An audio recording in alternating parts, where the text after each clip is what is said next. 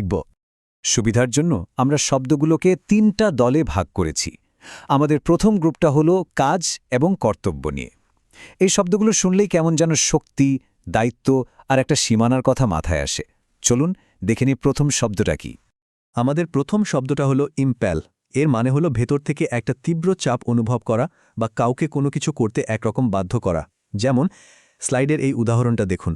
দারিদ্র্যের মতো একটা পরিস্থিতি মানুষকে এমন সব কাজ করতে চালিত করতে পারে যা হয়তো তারা সাধারণ অবস্থায় চিন্তাও করতে পারত না। এটা আসলে একটা বেশ শক্তিশালী চালিকা শক্তি। এখন আসল মজাটা হলো এই শব্দটা মনে রাখার কৌশলে।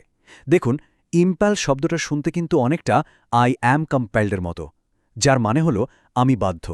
সো যখনই ইম্প্যাল শব্দটা মাথায় আসবে, সাথে সাথে ভাববেন I am compel to do this, মানে আমি এটা করতে বাধ্য। কি একদম সহজ না ব্যাপারটা? আমাদের পরের শব্দটা হলো ইনকামবেন্ট। এর মানে হলো এমন কোনো দায়িত্ব যেটা পালন করাটা জরুরি বা আবশ্যক। যেমন এই উদাহরণটাতে বলা হয়েছে যে দেশের আইন মেনে চলাটা প্রত্যেক নাগরিকের জন্য ইনকামবেন্ট, মানে এটা তাদের কর্তব্য। তো ইনকামবেন্ট শব্দটা দায়িত্বের সাথে একেবারে আষ্টেপৃষ্ঠে জড়িয়ে আছে। আর এটা মনে রাখার কৌশলটা তো আরও মজার। ইনকামবেন্ট শব্দটাকে একটু ভেঙে ভাবুন তো। ইনকামবেন্ট মানে যারা ইনকাম করে তাদের তো অফিসের সব দায়িত্ব পালন করতেই হয়, তাই না? আর বসের সামনেও একটু বেন্ট বা ঝুঁকে থাকতে হয়। সুতরাং ইনকামের জন্য দায়িত্ব পালন করাটাই ইনকামবেন্ট। এই গ্রুপের শেষ শব্দটা হলো ইনফ্রিঞ্জ। এর একদম সহজ মানে হলো কোনো সীমানা বা অধিকার লঙ্ঘন করা। যেমন ধরুন কারো ব্যক্তিগত ব্যাপারে নাক গলানো, মানে তার প্রাইভেসিকে ইনফ্রিঞ্জ করা। মূল কথাটাই হলো কোনো নিয়ম বা সীমানা ইচ্ছে করে পার করা। আর এটা মনে রাখার কৌশলটা তো দারুণ। ইনফ্রিঞ্জকে মনে রাখতে ভাবুন ইন আ ফ্রিজ।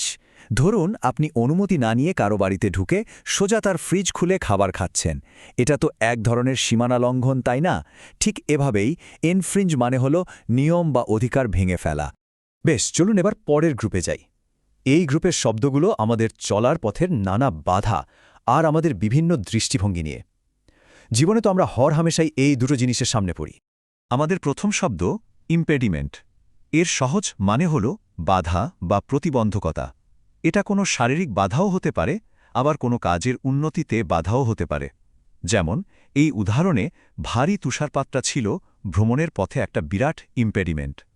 এটা মনে রাখার উপায়টাও খুব সোজা। ইম্পেডিমেন্ট শব্দটার মাঝখানে দেখুন পেডি অংশটা আছে, যেটা ল্যাটিন ভাষায় পা বোঝায়। এখন পায়ে যদি কোনো বাধা থাকে তাহলে হাঁটতে তো কষ্ট হবেই, তাই না?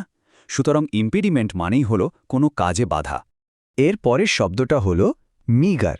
এর মানে হল পরিমাণে খুবই কম বা যা দরকার তার চেয়েও কম। যেমন অল্প খাবার, কম বেতন, এই সবই মিগার। এই স্লাইডের উদাহরণটার মতোই পরিবারটা তাদের মিগার বা সামান্য আয় দিয়ে কোনো মতে টিকে থাকার লড়াই করছিল। মেগার শব্দটাকে মনে রাখার জন্য ভাবুন মেয়ের ঘর বা শুধু ঘর। যার সম্পদ বলতে খালি একটা ঘর আছে, তার অবস্থা আসলেই তো মিগার, মানে খুবই নগণ্য। তো মূল কথাটা হলো মিগার মানে খুবই কম। এই গ্রুপের শেষ শব্দটা একটু অন্যরকম, জন্ডিসড। এর মানে হলো কোনো বিষয়ে একটা তিক্ত বা নেতিবাচক মনোভাব থাকা, বিশেষ করে অতীতের কোনো খারাপ অভিজ্ঞতার কারণে। যেমন ব্যবসায় বারবার ব্যর্থ হওয়ার পর নতুন কোনো সুযোগ নিয়েও কারো দৃষ্টিভঙ্গি জন্ডিসড হয়ে যেতে পারে। আর এটা মনে রাখাটা তো খুবই সহজ।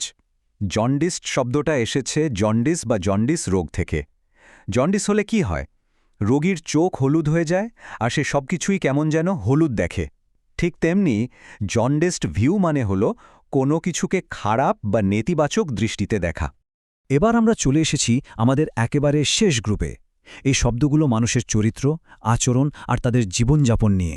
চলুন দেখি এই শব্দগুলো কি এবং কিভাবে এগুলো আমাদের কাজে লাগতে পারে। আমাদের প্রথম শব্দ ইম্প্যাটিনেন্ট। এর মানে হল অভদ্র বা বেয়াদবি করা, বিশেষ করে এমন কারোর সাথে যাকে সম্মান দেখানো উচিত। যেমন শিক্ষকের সাথে কোনো ছাত্র যদি অভদ্র মন্তব্য করে তাহলে সেটা হবে একটা ইম্প্যাটিনেন্ট আচরণ। এটা মনে রাখার জন্য ইম্পার্টিনেন্ট শব্দটাকে ভাবুন ইমপ্রপার টেনেন্ট বা অভদ্র ভাড়াটিয়া।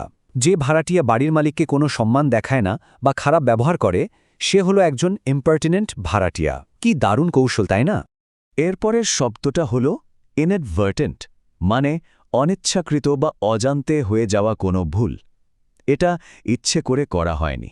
যেমন এই উদাহরণে বলা হয়েছে ফর্মটা পূরণ করার সময় যে ভুলটা হয়েছিল সেটা ছিল ইনঅ্যাডভার্টেন্ট বা অনিচ্ছাকৃত। এটা মনে রাখার জন্য ইনঅ্যাডভার্টেন্টকে ভাবুন ইন প্লাস অ্যাডভার্টাইজিং। খেয়াল করে দেখবেন অনেক সময় বড় বড় বিজ্ঞাপনেও কিন্তু ছোটখাটো অনিচ্ছাকৃত ভুল থেকে যায়, যেটা হয়তো প্রথমে কেউ খেয়াল করে না। এই ভুলগুলোই হল ইনঅ্যাডভার্টেন্ট এরর। আর আমাদের আজকের শেষ শব্দ হল এটিনারেন্ট। এর মানে হলো এমন একজন মানুষ যার কোনো নির্দিষ্ট থাকার জায়গা নেই এবং সে কাজের জন্য বা জীবন ধারণের জন্য এক জায়গা থেকে আরেক জায়গায় ঘুরে বেড়ায়। যেমন ধরুন একজন ভ্রাম্যমাণ গায়ক বা একজন যাযাবর। আর এই শব্দটা মনে রাখতে ভাবুন টিন অন রেন্ট। ভ্রাম্যমাণ মানুষজন প্রায়ই টিনের তৈরি অস্থায়ী বাড়িতে ভাড়ায় থাকে, তাই না? আর কিছুদিন পরপর জায়গা বদল করে। সুতরাং আইটিনারেন্ট মানে হলো ভ্রমণকারী বা ভ্রাম্যমাণ। দারুণ! আমরা কিন্তু 9টা একদম নতুন শব্দ শিখে ফেললাম। চলুন তো খুব তাড়াতাড়ি একবার রিভাইজ করে ফেলি। ইম্পেল মানে চালিত করা, ইনকামবেন্ট মানে কর্তব্য, ইনফ্রেঞ্চ লঙ্ঘন করা, ইম্পেডিমেন্ট হল বাধা, মিগার মানে খুবই সামান্য, জন্ডেস্ট মানে হতাশাবাদী দৃষ্টিভঙ্গি, ইম্পার্টিনেন্ট অভদ্র, ইনঅ্যাডভেন্টেন্ট হল অনিচ্ছাকৃত, আর সবশেষে আইটিনারেন্ট মানে ভ্রাম্যমাণ। এই তো তৈরি হয়ে গেল আমাদের নতুন শব্দ ভাণ্ডারের টুলকিট।